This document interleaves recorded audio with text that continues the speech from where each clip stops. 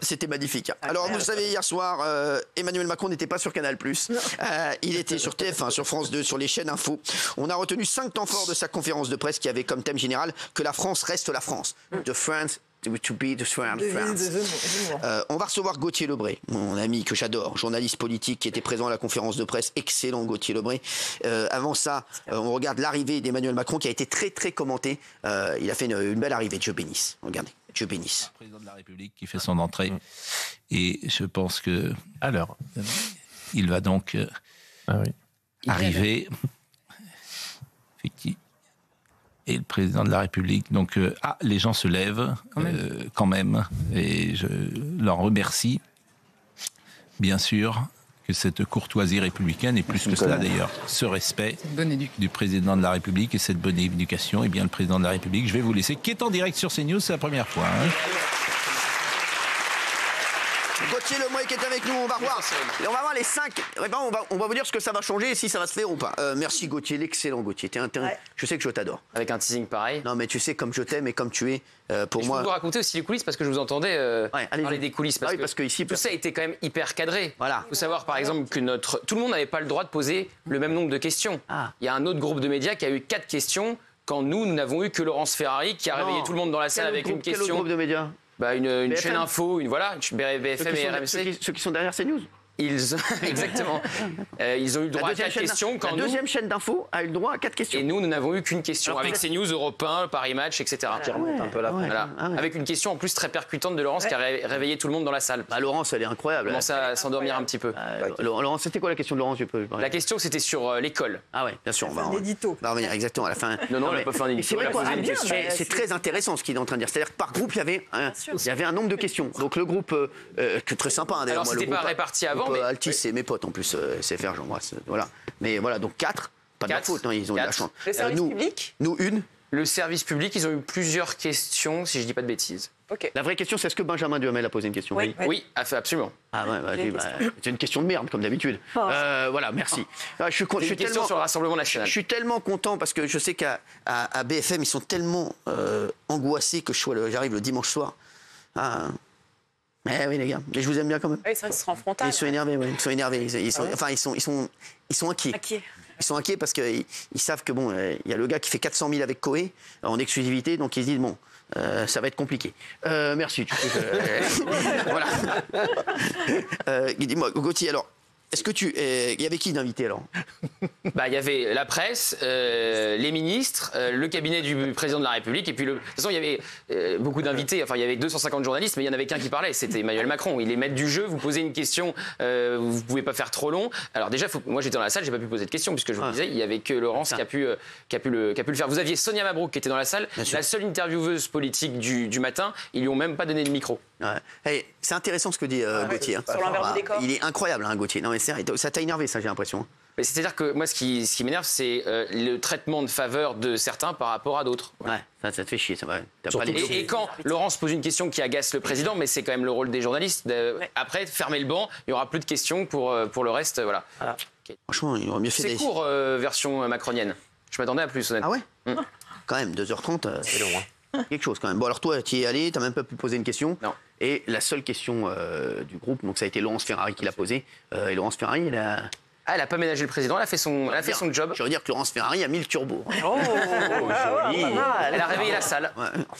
Elle a réveillé la salle. Regardez, ça fait 4 heures que j'en parle, donc vous l'avez calé, j'espère. L'éducation nationale la plus chère au monde, au classement PISA, vous le savez, nous ne brillons pas, notamment en maths. Vous voulez qu'il chante la Marseillaise ? Pratiquement 1 jeune sur 2 ne sait pas situer la Révolution française. 48% des professeurs disent se censurer lorsqu'ils enseignent l'histoire dans leur classe. 1 sur 2 a peur en classe, peur de la violence des élèves, des parents et des terroristes. La France doit rester la France, bien sûr. Comment faire de ces jeunes des citoyens éclairés? Donnez-moi 5 mesures concrètes. J'ai le sentiment de donner une vision et des mesures concrètes. Je crois que vous venez vous-même de poser une question et de donner votre vision. Et ceci étant dit, les mesures concrètes, je vous les ai données. Alors, je veux bien dire un mot là-dessus, parce qu'il y a 2 choses. Déjà, le président est énervé parce qu'on lui pose une question un peu plus véhémente que les précédentes. Et ensuite, vous avez entendu les rires dans la salle. Les rires dans la salle après l'attaque d'Emmanuel Macron contre Laurence. la confraternité a ses limites. Moi, je trouve que Laurence, elle est excellente et je trouve que lui, il est excellent. Ouais, moi aussi, il a été bon, lui aussi. Très bon, Ouais. en fait. Ouais. Les deux se défendent avec leurs arguments. Moi, je trouve que Laurence Ferrari, comme tous les soirs sur Punchline, elle est incroyable. Et je trouve que lui, dans son exercice, il sait y faire, quoi. À l'oral, il est très, très fort. À l'oral, On peut il est être très bon, oui, bien totalement en désaccord avec lui d'un point de vue politique et idéologique. Mais force est de constater qu'il maîtrise cet exercice de manière incroyable. Il est très fort, mais il s'écoute quand même énormément parler. Le téléspectateur se rend compte parce qu'au bout d'un moment, ça revient un peu soporifique. Moi aussi, je m'écoute. Moi aussi, tout le monde s'écoute. Je suis d'accord, mais malgré tout, c'était d'un... d'accord sur ce que J'ai je viens de aimé dire. cet échange, en tout cas. Le problème, c'est toujours le décalage entre le fond et la forme. C'est-à-dire qu'effectivement, il est très très bon sur la forme. D'un point de vue de la communication, il est capable de tenir la salle pendant 2h15. Après, quand on va regarder sur les actes, c'est autre chose. Absolument. Oui, mais il dira qu'il donne le cap et que les actes, c'est après le gouvernement de le faire. Oui, moi, je trouve pas- les actes. Il n'a pas donné de cap. Hein. Il a fait un truc de Premier ministre. Hein. Il a remplacé Attal et c'est tout. Si, le cap, c'est cap à droite. Quand vous citez un slogan d'Éric Zemmour, d'Éric Ciotti pour que la France reste la France, mais après, c'est le même qui va vous expliquer que les émeutes, c'est parce que le bac, c'est à cause de Jean-Michel Blanquer, parce que les épreuves du bac ont été avancées. Il a dû être content d'ailleurs, Jean-Michel Blanquer.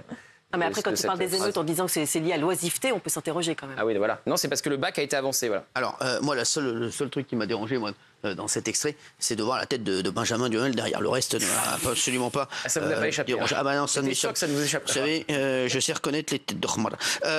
Parmi ces annonces, il y avait celle d'une tenue unique, synonyme d'uniforme, qui sera testée cette année dans une centaine d'établissements. Regardez. Tenue unique, ça n'est pas innocent. Et moi, j'aime bien la méthode que le gouvernement a décidé d'employer, qui est pragmatique. On expérimente, on évalue, on est transparent et on regarde. Pour l'expérimentation, on va même accompagner les familles. Ce sera pris en charge par les collectivités locales et l'État. Et on va mettre les meilleurs experts, ils vont évaluer. Qu'est-ce que ça fait? Est-ce qu'on apprend mieux? Est-ce que ça change rien? Est-ce que ça crée des tensions? Est-ce que... Le débat public sera ainsi éclairé. C'est ça, une démocratie adulte. Et à l'aune de ce qui aura été évalué, on dira ça marche pas, ça sert à rien. Et on décidera de le généraliser ou pas. Alors oui. C'est démago. Mais non, c'est génial ça, tout le monde le veut l'uniforme. Tout le monde le veut l'uniforme. Et toi, tu devrais le prendre parce que tu t'habilles tellement mal, au moins ça t'arrangerait. Non, mais sans On lui déconner. reprochait justement d'être vague, au moins là, il est concret. C'est une mesure concrète, ouais. Non, mais là, je dis mais une des rares. on n'a pas demandé en fait. Oui, non, on ne fait pas faire un débat à chaque fois. d'accord. D'accord. Non, mais je te le dis. Merci. Tu peux dire. Gilles, qu'est-ce que t'en penses? C'est stupide. C'est rétrograde. Mais on a fait un débat ici pendant 2 heures. On a bien vu que les Français sont pour. Regarde les sondages. Tous les Français sont pour. Il y a 90% des Français qui sont pour. Et dans les 10%. Mais t'es toujours dans les. Mais ta voix ne porte pas parce que tu es toujours dans la voix de ceux qu'on n'écoute pas. Mais prétendu qu'elle portait. Hein. Bah oui, je te le dis. Et on rappelle que ça fonctionne dans les territoires d'outre-mer. Ah, bien sûr. En Angleterre et partout, mais dès Non, on n'est pas en Angleterre. on n'est pas en Angleterre, bah, il y a des choses qu'on va apprendre des autres pays. Moi, je pense, en tout cas, tous les Français sont pour. Bien sûr. Essayons. Et puis on Exactement. Essayons, tu vois. C'est bien d'essayer déjà, après, il faut voir les sens. Il a également mis la Marseillaise au centre de son projet. La Alors ça, vous Marseillaise. savez que ça existe déjà. On apprend déjà la Marseillaise à l'école.